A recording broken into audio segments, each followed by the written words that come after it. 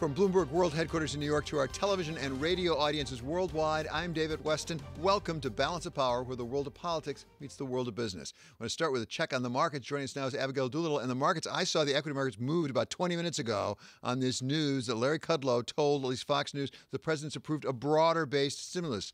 A proposal, an offer at least. Indeed. Well, we are at session highs right now. The S&P 500 up about 1%. And it's a big contrast to just a couple of hours ago when it felt as though investors, traders, very tired, limping toward the end of a week with a nice gain. But nonetheless, all of these whipsaws. And here we have another one on that report that President Trump is said to have approved a broad-based stimulus plan, putting it basically in the hands of the Democrats. Investors liking this news that maybe something is going to get done. Again, we have the S&P 500 up 1%. We have some bigger strength for tech. Something that's super interesting here, David, is that we actually have a flip for bonds. Earlier, bonds had been higher, as was the case yesterday. And yesterday I was speaking as that is one sign of uncertainty. So even though stocks had been higher yesterday, bonds higher, told you some investors were hedging. Well, on this news around President Trump said to have approved a broader stimulus plan, bonds are now lower. So this tells you investors have some confidence that a deal may get done sooner rather than later. But we have heard so many back and forth whipsaws on this narrative. You have to believe it once you see it, once something is agreed to and signed, if that happens, David. Yeah, it's a little like a Lucy in the football. We refer to it too much, but it feels like that right now. Thank you so much to Abigail Doolittle for that report on the markets. Well, in the lead up to the election, we've been looking not just at the polls, but how the market metrics showing how investors are pricing the outcome of the election.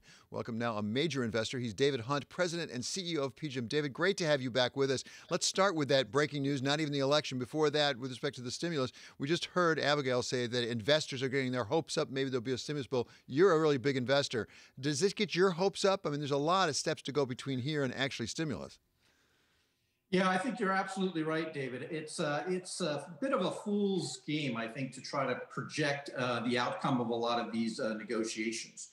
We're very long-term investors, and as such, we are looking out over the next couple of years. And the thing we feel most strongly about is that a major stimulus bill is absolutely needed. The economy needs to get more money into the hands of small businesses. We absolutely need to support a series of people in our services economy in particular who are going to be out of work for longer than was originally anticipated. And last, David, we need an infrastructure plan. We need to start investing in our cities and in our fundamental infrastructure in order for productivity finally to rise. And now is the time to push these through. So, David, if we need stimulus and we need an infrastructure plan, that actually necessarily takes you a little bit into politics. We've got an election coming up. Does it make a difference whether it is President Trump or President Biden with respect to the stimulus? Some people say either way it goes, we're going to get stimulus. It's just going to take longer. Well, it's really interesting, David. I would say that maybe in a sign of the times, nothing is as it was in the past. So if you were to look at previous years of elections, you would say that in general, the market cared mostly about tax policy and generally favored Republicans. And you would say that the market actually likes a split between the White House and the Senate because gridlock is actually a little bit more stable. I would say neither of those is true now. I think the market is pretty clear that they, at this point, would see a Biden administration as more favorable from a stimulus point of view. Whether we get a deal done in the next 2 weeks or not, the long-term nature of a big deal is much more likely under a Biden administration. And interestingly, with kind of a blue sweep looking like it might be more possible, the markets have actually viewed that favorably. Both of these are completely different than we've seen in the past. If we do have a good deal more spending coming under a Biden administration, if in fact that it comes to pass, it's going to also mean more borrowing as a practical matter. Are the markets at all worried about the amount of money being borrowed by the United States government, a possible effect on interest rates, or do they just count on the Fed to keep them down? So it is remarkable how we had so much focus on tax policy and on overall spending limits before, and that seems to have just completely gone out the window. My own view is that for the next couple of months, those will stay underground, but that in the first quarter of next year, if we did get a new administration, we did push through stimulus, we will come back to the knotty question of how in the world are we going to pay for all of this? And then a lot of the second order effects on tax policy, on actually the amount of government deficit will come to the fore. And at that point, I think you will see volatility in the market as the reality of this situation begins to sink in. David, you've mentioned tax policy a couple of times. You haven't mentioned trade policy, and I'm curious about that because there was a time when at least long-term investors were concerned about globalization, whether in fact we're really cutting back on globalization under President Trump. Is that not as much a concern, or is it basically thought that maybe President Biden would look a lot like a President Trump, at least when it comes to trade? No, I think it's just kind of dropped below the radar screen, but I think the debate on globalization absolutely is still to be had. Most people believe that a Biden administration would take a more strategic view of trade negotiations and would probably use our allies more rather than just tariff policy. But that doesn't mean that he would be any less tough on our partners either. But I think what we would see is that globalization will continue, but will actually change its course quite a bit over the next couple of years. For one thing, and one of the biggest changes is that much of the funding of globalization has come through banks. And that is no longer true, nor is it happening through FDI. Most of the funding for globalization is now coming through the securities markets. And that's one reason why you see the huge levels of global bond deals that are happening. Secondly, I would say that supply chains are going to become much more diversified. People all of a sudden discovered that they had way too much single country risk, particularly in China. And we were going to see that really shift as people move that out. And then last, David, is the whole service sector. So services have remained stubbornly domestic. And yet with the huge change now in digital technology, I would say we've come 4 years in 7 months on digital change. All of a sudden, having your x-rays read by a doctor in Poland looks a whole lot more likely. David, I'm going to treat you as a one-person, real-time focus group of a major investor because there's news crossing the headline, even as we're speaking right now, crossing the Bloomberg, that apparently the proposal that the president has approved for Secretary Mnuchin to propose to Nancy Pelosi is $1.8 trillion. As we know, the president was thought to be about $1.5 trillion. Nancy Pelosi came down to $2.2 trillion. Does that change your attitude toward the likelihood maybe we will get a stimulus package sooner rather than later? No, I really don't. I mean, we can react to these headlines all day, and I suspect we'll have a few more turns of this before anything gets resolved. We will need a stimulus package without a doubt in that realm. I also think it would be very interesting to know a lot more about what's in it and whether or not the money's being channeled to where we need it most. As you and I have talked about in the past, one of my great fears is that we come out of this pandemic even more unequal than we went into it. And I think we have done a great job of actually supporting the markets. And I think hats off to the Federal Reserve and central banks. But we need now to make sure that we're getting some cash into the hands of Main Street.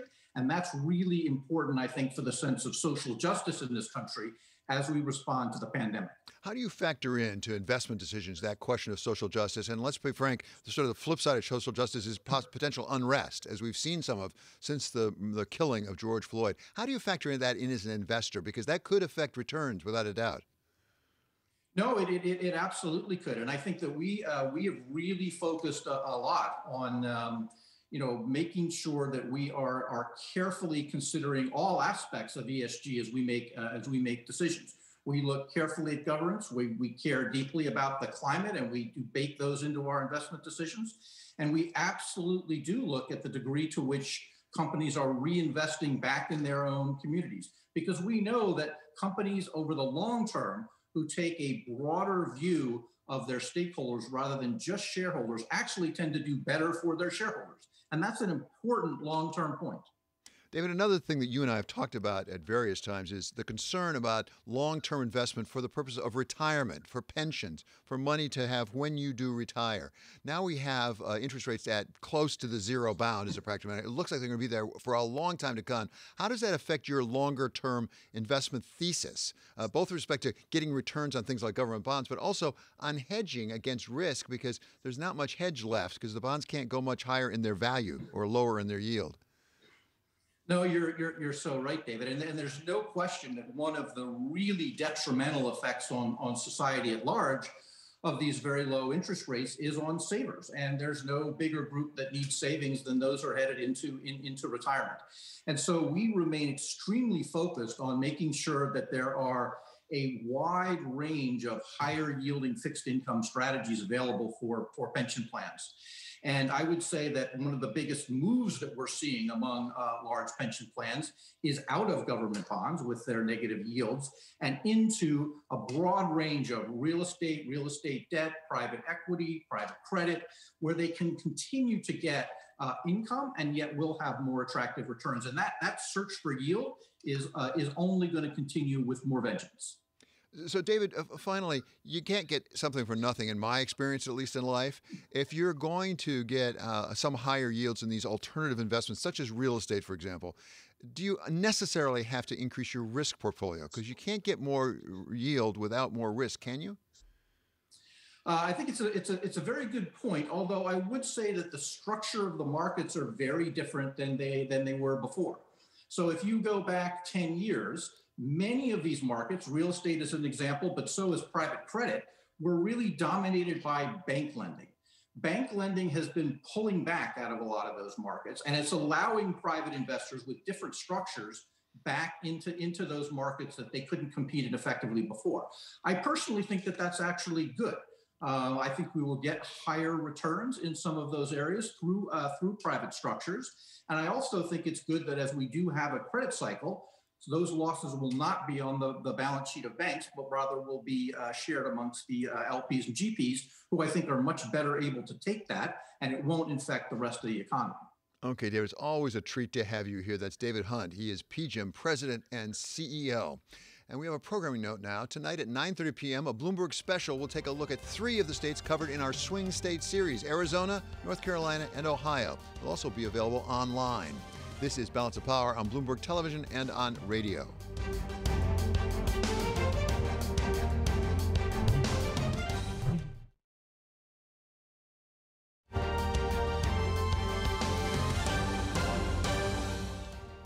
This is Balance of Power on Bloomberg Television and radio. I'm David Weston. We turn now to Mark Crumpton for Bloomberg First Word News. David, thank you. As we have been reporting, President Trump has authorized a $1.8 trillion stimulus package that Treasury Secretary Steven Mnuchin can offer to House Speaker Nancy Pelosi.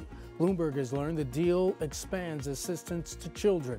Earlier, Trump advisor Larry Kudlow had said the president had approved a revised economic stimulus plan. The Trump administration sounding optimistic about reaching an understanding with Russia on nuclear weapons. Bloomberg has learned President Trump and Russian President Vladimir Putin have tentatively agreed to a nuclear weapons freeze. The two nations would declare the number of warheads they hold and commit to not going beyond that. The freeze would be accompanied by an extension of the New START treaty, which is set to expire in February.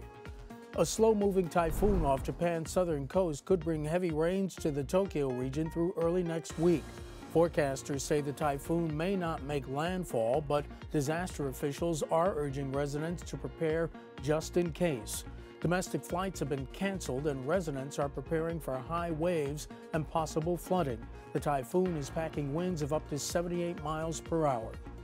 The Nobel Peace Prize has been awarded to the World Food Program. The United Nations agency was honored for its efforts to combat hunger and food insecurity around the globe, especially in conflict zones. Last year, the World Food Program helped nearly 100 million people in 88 countries.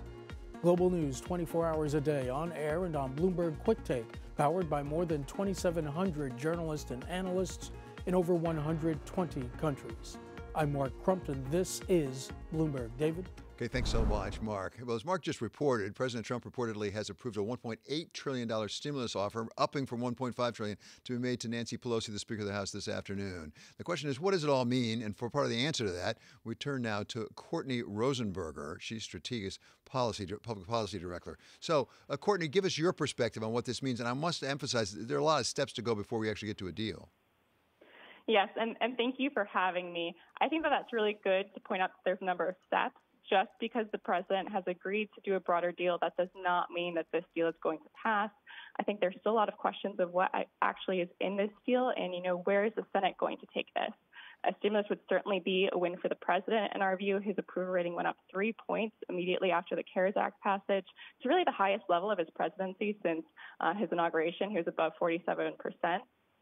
But Democrats know that a signing ceremony ahead of the election probably benefits the president. Checks going out ahead of the election would probably benefit the president, although there's questions as to whether that they could do that quickly enough. There's going to be really a push from Speaker Pelosi and the Democrats to make sure that their priorities are in whatever gets passed. And $1.8 trillion still is not the $2.2 trillion that Democrats were looking for. You know, what is the level of unemployment benefits that they're giving? Is it $400 per week or is it $600 per week? And on the Republican side, I mean, a $1.6 trillion stimulus bill that the White House had been offering, that was already a pretty heavy lift for Majority Leader McConnell to get, the majority of his 53 Republican members to support it. So a $1.8 trillion bill is even harder for him to get the support. So there's certainly no guarantee that $1.8 trillion can pass. Obviously, continuation of negotiations is promising, but we're still kind of putting some degree of skepticism on it, but we are optimistic that there will be stimulus eventually. It just might have to come after the inauguration or after the election. So, Courtney, you put your finger right on it, which is it's not just the White House and Nancy Pelosi. And by the way, we have no idea if Nancy Pelosi, the Speaker of the House, is going to say, fine, I'll take $1.8 trillion either. Mm-hmm. But we also have a Mitch McConnell, a majority leader, in fact, who's about to appear at an event in Kentucky, and we'll see whether he says something about this. We may have headlines coming in on this. He said earlier he wouldn't put up with the $1.6 trillion. They said they wouldn't go as high as $1 trillion at one point. So is there any reason to believe that the president could basically call up his friend Mitch and say, Mitch, I need you to get this done for me for the election, and actually turn Mitch McConnell and his caucus, importantly, around? He certainly could, and I think that he certainly will do that. It's just, it just depends on what Senator McConnell thinks he has to do to keep his majority in the Senate. If he thinks that voting on a $1.8 trillion bill is not going to help him keep his Senate majority, I think it's going to be a tougher ask. I mean, he has to get 53 Republican members to have a respectable showing on this vote. He really needs to have at least 27 of them voting in support of this. And I think that that's a really hard ask when you've already had $2.5 trillion passed.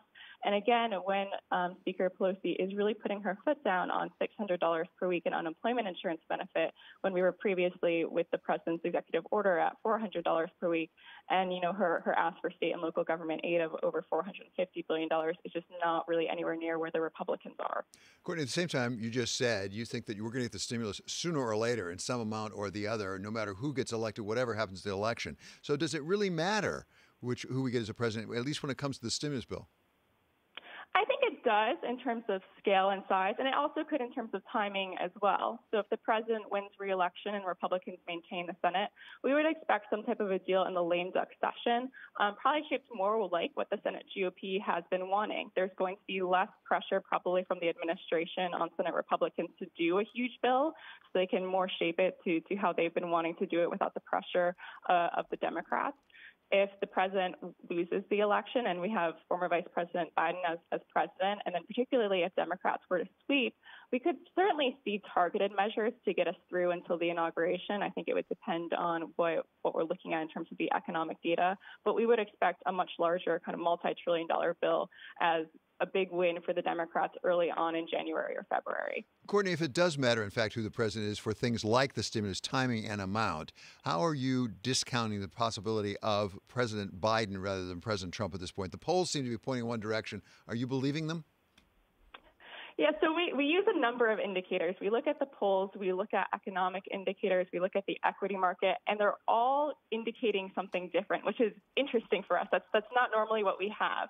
The stimulus has certainly given the president an economic buffer that, presidents with recessions past haven't necessarily had. But we use a couple different indicators. We look at real per capita disposable income growth. We look at the average of 2Q and 3Q GDP growth. And those indicators are actually showing us that the president could do better than he did in 2016, just going off of economic indicators alone. But I think direction is important here. And, we've seen the reopening trade start to stall out. If we don't have additional stimulus, that's certainly a negative as well. And then if if we have a resurgence in cases, that's a negative too. On the other hand, we have the swing state polls that heavily favor former Vice President Biden. They were tightening up pre-presidential debate. Around September, we were looking like we were within the margin of error in a lot of those polls. So we still thought that the president was certainly in the game, but again, those are moving in the wrong direction as well. What we're particularly watching are Michigan, Wisconsin, and Pennsylvania, which were the key states in 2016. Those are the polls where the president is, or where former Vice President Biden's lead is starting to move outside of the margin of error. Certainly a concern, and we are taking those polls, at face value at this point, just because we've seen some improvement in the polling that's done at the state level.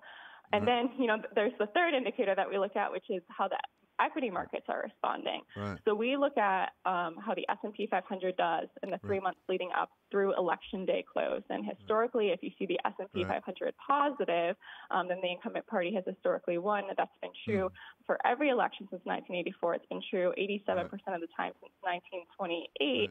And obviously, the S&P 500 is positive. But is it positive just because of stimulus? I think that's a good question.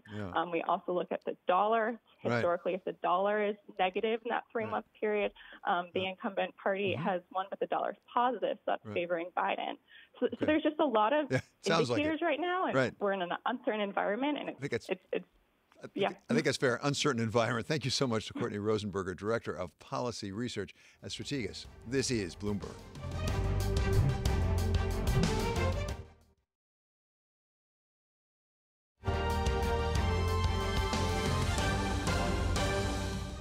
We want to take a look at the markets now. The election is moving different stocks in different directions, and Scarlett Fu is here with the report. Scarlett? Yeah, David, I want to start with Twitter because earlier this hour, Twitter said it's adding extra steps when users retweet to cut down on misinformation before the election. So if you are trying to retweet something that Twitter has already posted as false, basically Twitter will show you a prompt that takes you to more credible information on the topic. It's also going to be harder to blindly retweet posts. You'll be prompted to add your own comments at the top when retweeting. And looking at other sectors, some of the best performing sectors this week are infrastructure-related names. Talk of a Democratic sweep is leading to bets of even more stimulus. Evercore ISI looks at up to $3 trillion in fiscal stimulus. So that's good news for materials and industrial companies. And in this week's vice presidential debate, Kamala Harris mentioned decriminalizing marijuana and expunging those criminal records. Cantor Fitzgerald says these are bullish comments from the potential vice president, and it sees significant upside for the sector in a Democratic sweep. So you could see Tilray and Canopy Growth up by almost 30% this week. Kronos and Aurora gaining in double-digit percentages as well. David? Fascinating. Thank you so much to Scarlett Fu. Coming up next, we're going to have more from Michigan as part of our Swing State series. We're going to talk with Saul Anuzis. He's the former head of the Republican Party in the state of Michigan about the prospects for Donald Trump in the state of Michigan, which put him over the top, if you recall, back in 2016. That's coming up on Balance of Power on Bloomberg Television and on radio.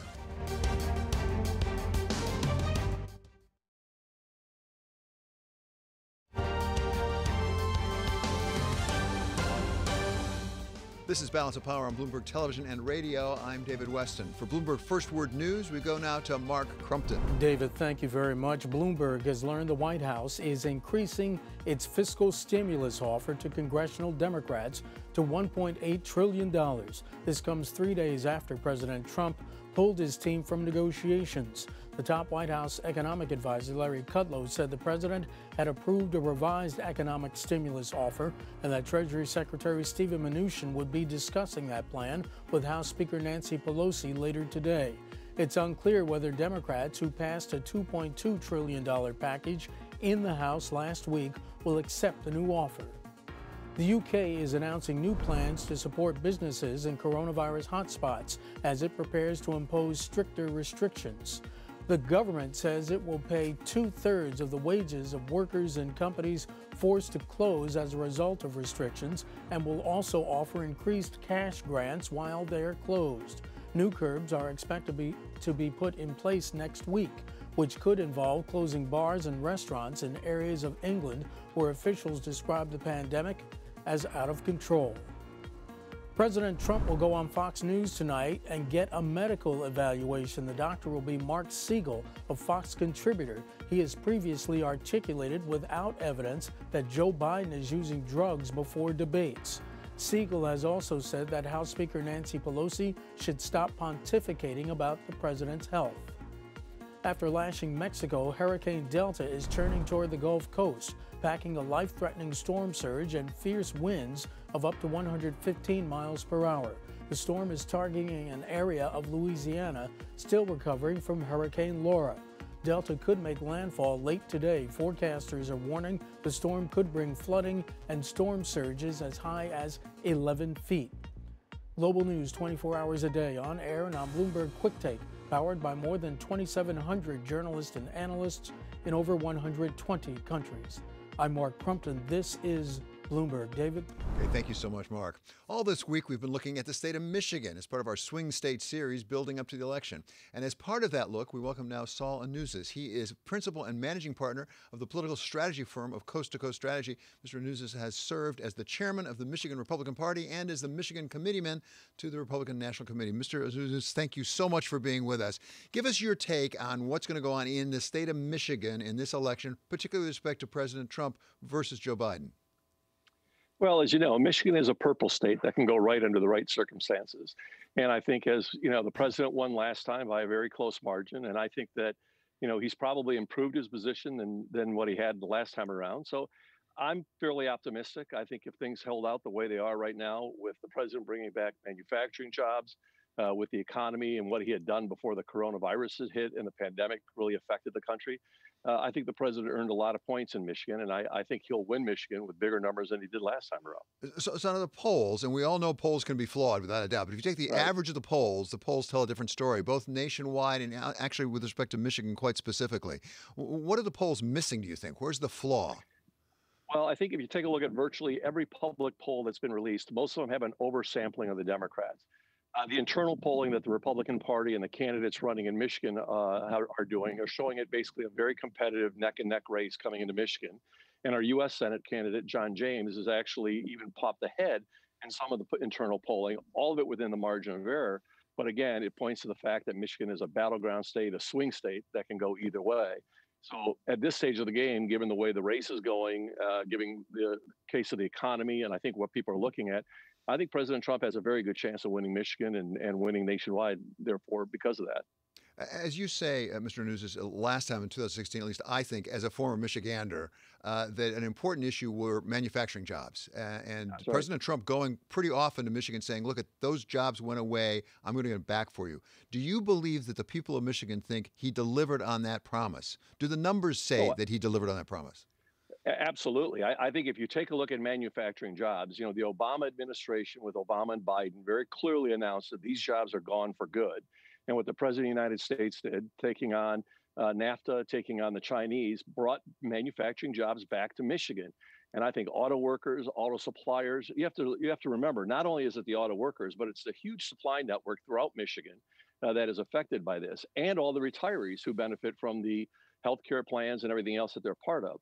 So, you know, I think Donald Trump delivered for the state of Michigan. I think Donald Trump delivered for the manufacturers of the state of Michigan. And I think those people who are looking for a job, who have a job, who are worried about their retirement are taking a look at Donald Trump and said, you know, he did well for us. He took care of us, and, you know, promises made, promises kept. So as an astute politician, a person who follows politics in Michigan, gives us a sense of what we should be looking at on election night. I mean, last time, I think Macomb County, just outside of Detroit, was critically important. Will that still be the case, or will it be more driven by Grand Rapids, Kent County up in the west? Well, it's a combination, right? So Macomb County is a home of the Reagan Democrats, which is really your culturally conservative, blue-collar voters who aren't necessarily partisan. They're not Republican or Democrat, but they vote for the individual, and they're culturally conservative. I think the places to look at are going to be downriver Michigan, where a lot of the manufacturing and supplier jobs are. I think the Upper Peninsula and the northern part of Michigan, where you have a lot of the retirees, will play a big part in that. And also, obviously, Grand Rapids and West Michigan, which is the base for the Republicans, will be very critical to make sure that base turns out and actually plays through. The one thing I think we have to remember in this race is there really aren't a lot of undecided voters. I mean, people are either decidedly pro-Trump or anti-Trump. And so it's really a function of which side gets their voters out. Now, the one caveat that I think benefits the president is that once this election actually becomes a choice between Trump and Biden and no longer is a Trump versus anti-Trump race, then I think the president is going to stay on a much stronger legs and have a much better chance of winning the state of Michigan. So, Mr. Anusis, you've emphasized manufacturing jobs, which makes good sense when it comes to Michigan, but COVID-19, the response to COVID-19 has also loomed large, even before the president himself contracted the disease. Tell me about the voters in Michigan, the extent to which they may be more concerned about how President Trump handled COVID-19 than about those manufacturing jobs. Well, let's kind of go back to the facts. The reality is the president reacted very quickly in shutting down travel from China. He reacted very quickly, shutting down China or travel from Europe. He took the steps necessary and formed a task force that immediately looked at how to get PPEs and masks and insulin and other things to the marketplace and out to the people who need it. And the Democrats have done a very good job of playing politics with that and trying to make it sound as if somebody wasn't doing what they could do. The reality is President Trump did everything he could possibly do to get the equipment needed to the hospitals and to the people who need it. We cut a deal with General Motors, who started producing ventilators for the entire country. We now have a surplus of ventilators. There's no need for extra ventilators. We're looking at having a vaccine that will be ready by the end of the year. I think this president has delivered, and I think the Democrats should start playing politics with people's lives, because the reality is this was a horrible situation, a Chinese-caused pandemic that we had no control over, and we had to react in the best way we possibly could. And the problem is that the Obama-Biden administration did not restock all the PPEs that were necessary with regards to masks, gloves, and other requirements that were needed in a pandemic situation. And we are still suffering from that. I mean, there's still a shortage, and the supply line has not worked its way out. But that's just a reality of the manufacturing capabilities from around the world, because we're now importing from all over the world to make sure that the American public is taken care of. I think the president has done everything he possibly could. Well, let me just ask that question about, did he do everything he possibly could to really encourage Americans to social distance and wear masks? I understand what he did for the PPE for the people who already had the disease, but did he encourage us all to socially distance and wear masks? Look, I think everybody was questioning the ability of what masks do. What we do know is masks are helpful in preventing the spread of the disease, but it doesn't have any effect with regards to you actually getting the disease. Right now they're talking about 80% of all the contagiousness of getting the disease is actually airborne. So the masks obviously play a role with regards to close distancing. But when you're outside, when you've got proper distancing, I think you're okay. And, I think the president has talked about the need for masks. He's been talking about it forever. He doesn't play it up like a Joe Biden does, who wears a mask everywhere he goes until he's off camera. And then he takes it off. And he's still gotten caught in the last, couple of weeks here, saying one thing in public and then turning around and taking off the mask. So it's a little bit hypocritical. And again, it's a political move on the Democrats' part versus a political and medical reality with regards to how much everybody has to have a mask around their face, all the time. Okay. Thank you so much. Really a pleasure having you with us. That's Saul Anusis. He is former chairman of the Michigan Republican Party and president of the Group 60 Plus Associations. And check out our special on the swing states. It airs tonight at 9:30 p.m. Eastern Time and throughout the weekend. We look at Arizona, North Carolina, and Ohio.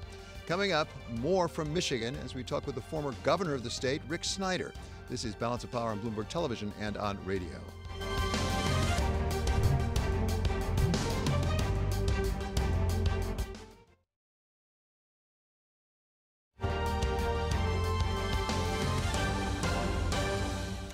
This is Balance of Power on Bloomberg Television and Radio. I'm David Weston. Rick Snyder served for 2 terms as governor of Michigan after he co-founded a venture capital firm and started a med tech firm. And welcome now back to Bloomberg. Great to have you with us, Governor. So you are a Republican, you're a successful businessman, and yet you've decided that you're going to back Joe Biden this time, not Donald Trump. Why? It's the right thing to do. And again, everyone's entitled to their opinion. That's part of our system. But if you step back and look at it, David, from day one, President Trump went down a path that I didn't think was appropriate. I was at the inaugural. And when he gave his inaugural speech, which I hoped would be a speech about talking about representing all Americans, because that was a brutal election. And it was a chance to heal and bring people back together. I sat there and I was extremely disappointed. He talked about what he was going to do for his supporters. He didn't mention the rest of the country. A great leader, whether you're a president, governor, whatever role you have, you not only have an honor, but a responsibility to represent everyone. And now over the past 4 years, he hasn't done that. He's been looking out for himself and the support base he has. And that's not been helpful. And then you look at issues like this pandemic, the whole COVID crisis. He's done a terrible job during this entire process. Everything from masks to PPE to the lack of equipment. And that's a huge concern we have right now. And then the next question is going to be is how do you bring back our economy? Because there are millions of people struggling to make their ends meet right now. And we're going to need to do a lot of things to get an economic rebound really happening faster and better in this country than I see with him as president. Well, Governor, talk about the economy, particularly as it hits Michigan, because it's generally perceived that President Trump eked out a victory last time in Michigan because of manufacturing jobs and promising people they'd come back. You're a successful businessman. Has he delivered on that? Do the people of Michigan feel he's delivered on that promise? Well, to put it in perspective, we brought those jobs back. We had that pipeline. I was governor for years before he came into office, and we had the momentum all going. He got the benefit of that, which I don't want to criticize. I mean, he had the benefit of a strong hand we had already put in place. We were leading and creating manufacturing jobs for several years before he took office. He doesn't understand manufacturing, though. I've been to events with him. He still thinks of manufacturing back in the 60s and 70s, not the high-tech plants of today. So I've always had a concern about his grounding in manufacturing. And if you look at it, we're struggling in so many ways with people making ends meet. Last time he won, I believe, because he got the benefit of the doubt from undecided voters. And then secondly, he did get turnout up. And Hillary Clinton had turnout down. So if you do the math on those three variables, that's why he won. I don't think that's going to happen this time. Governor Snyder, I'd be remiss if I didn't ask you about this rather extraordinary story about the people accused of a plot to kidnap your successor and try her for treason. Talk to us about that. I'm not saying you know about that, but there is something of a history in Michigan with militia, is there not? There is, and that was a horrific thing to learn about. And thank goodness for law enforcement. The FBI, the state police, thank you for their great work to intervene, to stop that from happening, because that shouldn't happen to anyone in our country, whether they're a political official or not. And to have it threaten a governor in our state, I feel terrible about having people in our state that could be even charged with something like that. But there is a history of the Michigan militia, and these are scary people. And I'm glad to see law enforcement intervening and going after them. They should. Now, those are extremists, but at the same time, there's been a lot of dissension, as I understand it, about the orders to shut down parts of the economy in Michigan. We had a case even go up to the Michigan State Supreme Court, curtailing Governor Whitmer's ability to do that.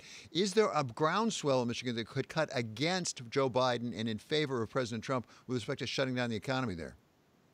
I don't see that. No, I really don't. I think it's more localized, the issues with the governor and the various questions going on there. When you think about Joe Biden, I think in a lot of cases, people just want things to get better. I hear it from different demographics. Older people, the senior set, our peer group, are really concerned about his lack of civility in terms of Trump. I mean, he's a bully.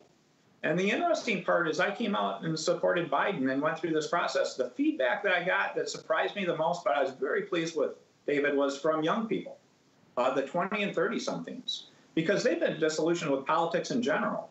And I think they thought it was great to have a voice stepping up from the Republican side to say, it's not about just being on one side or the other. We're all Americans, and we should have confidence to share our views, even when it talks about diverging from our party. I'm still a proud Republican. But in this particular case, the right answer for our country is Joe Biden. So as a proud Republican, what's the future of your party? I think it needs to be reborn. I think we need a fresh start in terms of looking at it. Again, it's been the party of Trump, and it's a party of negativism. I mean, if you stop and look at it in many respects, I tell people this because I learned this. I'm a business person that went into politics, much like President Trump, in terms of he didn't have political experience. But I took a much different path because I viewed the answer as being negative is easy. Governing is hard. Governing involves putting your feelings aside to do what's best for your citizens and representing everyone whether they voted for you or not, and coming up with solutions, solving problems. I call it relentless positive action, a philosophy to live by. I have not seen any of that from President Trump. It's about bullying people. It's about attacking people. It's about making stuff up. I mean, he makes up stuff about mass drugs every day about this crisis, and I believe it's actually cost us lives. That's not appropriate. Joe Biden is a good, solid person that has a long track record of experience about crossing the aisle, working with people, and solving problems. I know I won't agree with him on all policy issues. That's pretty clear. but do I have someone I can talk to that we can have a dialogue and a discussion, and hopefully people are listening to one another, and by compromise, you can come up with better answers. So I'm actually having a note here from somebody watching us saying that the facts are that, in fact, the numbers indicate that actually there were a lot of manufacturing jobs created under President Trump. Are you confident of the numbers? Because I'm getting pushback here from a viewer. No, I think I know the numbers kept on going up, but I'm saying the core of that was built before he became president. He got the benefit of having good things going on already, and the momentum continued to carry on, which is great. But he didn't start the thing that brought manufacturing back. We did that long before by changing our tax code, a lot of different things we'd done in the state before he was ever president. So I'm proud of the track record of manufacturing jobs, whether I was governor or not. But to say he created those jobs, again, government doesn't create those jobs. They create the environment for success, and that environment was in place before he became president. Okay, thank you so very much. I'm delighted to say we're going to have more with former Michigan Governor Rick Snyder coming up on the 1 p.m. Eastern Time on Bloomberg Radio. This is Bloomberg.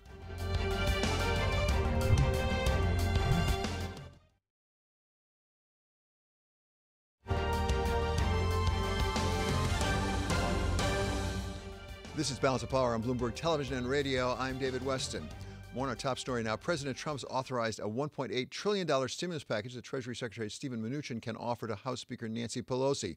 For a view from the White House, we welcome now Joe Lavorgna. He is Special Assistant to the President and Chief Economist at the National Economic Council. Thank you so much for being with us, sir. What can you tell us about this report that there will be an offer for a broader stimulus package made this afternoon? It's certainly good news, David. We had a package initially at $1 trillion, and we went up to 1.6, and now the president has given Secretary Mnuchin authorization to go up a bit more to 1.8. We had felt we already had moved halfway, and we were hoping our counterparts would as well. That's still obviously the hope. There are a lot of good things that have been, we think, bipartisan. Airline relief of roughly $25 billion. There was upwards of $105 billion for schools and vaccines and PPE. That was a bit more than what Democrats had wanted. We certainly want to give more money to small businesses. The PPP, the Payroll Protection Plan, David, we think has been very successful. Obviously, direct income assistance through checks to people that certainly could still use it. Those were all things that had been in the package, and it looks like there's been now more that's been added. So we'll see what happens. The one thing I just want to add is that from an economic perspective, as we had, I think, spoken a month or so ago, we were been very keen on this notion of a V-shaped recovery. And to me, that's still very much in place. And as you probably are aware, there are some forecasters that are looking for just extraordinary gains in GDP in the third quarter. Atlanta Fed, for example, is up at 35%. So we're in this self-feeding, self-sustaining recovery. If the Democrats can meet us midway, then that's just going to be an insurance policy to assure us that the economy will perform even better this quarter and beyond. So you're an economist. You're not a politician. You're not responsible for the legislative side of the House. But is there a challenge in getting the Senate Republicans to go along with an expanded offer? They didn't like the 1.6 very much, I don't think. Yeah, I'm not really sure, David, as far as who liked what and how much. I do know just from following it on the private side, when we used to always have to guess what was going to happen with the debt ceiling and negotiations. These things have a way of sometimes confounding the public. What I can tell you is that I know we're negotiating in good faith, and Secretary Mnuchin is working hard, and the president wants a deal. We're very proud of the accomplishments we've made in getting the economy back as fast as it's come back. We've created we've rehired 11.4 million jobs. That's more than half of the job losses that we experienced in the pandemic contraction. Right. We did that in about 5 months. That's very fast. The prior administration took them about 30 months to accomplish the same thing. So we like more stimulus. People could use the help in certain areas, no question, but we'll see where it goes. And I'm hopeful maybe we get something. If not, what I can tell you is the economy is still chugging along and doing well. That's the good news regardless of what happens. So, Joe, if you can, connect up those two things, because as you say, jobs have started to come back. You've made more than half of the losses up. You still have 11 million people unemployed. And as important, the slope of the curve seems to be drifting off now. We're adding jobs every month, but it's a little less every month. And jobless claims are down, but they're still over 800,000 a week now. Without the stimulus, can you really get back to where you need to go, for example, with jobs in any time soon? Yes, I mean, look, the street has, and the Fed, by the way, has done an excellent job. So I don't want to be critical of the Fed, but if we use a street forecast and Fed forecast, the unemployment rate's a lot lower than where it's supposed to be. So I think when people are talking about the slowdown, you have to put it into context of the significant progress we've made already. You're not going to generate 5, 6, 7 million jobs a month as we did early on. It's naturally going to slow a bit. But the reason, David, why I expect there to be continued acceleration and why the unemployment rate is going to go lower is if you look at things like the ISM surveys, manufacturing and services, they're back above their pre-coronavirus readings. They're actually at about 2-year highs. If you look at the housing construction and home sales, those are back above their previous high readings. We've seen capital goods orders, manufacturing production plans, trucking surveys. All of the very deep cyclical areas of the economy have shown a remarkable recovery. We're seeing hours lengthen. Productivity is going up. Equity analysts have basically mirrored the recovery in GDP. So it would be natural, David, especially with an inventory cycle coming, to reaccelerate the hiring. And yesterday, the continuing claims number falling a million was very important. Maybe didn't get enough press. That tells me the rate is going to go down again next month. Fair point. I probably should have said that. The continuing claims did come down. No question about it. Thank you so much. It's always a pleasure to have you. That's Joe Lavorgna. He is National Economic Council Chief Economist.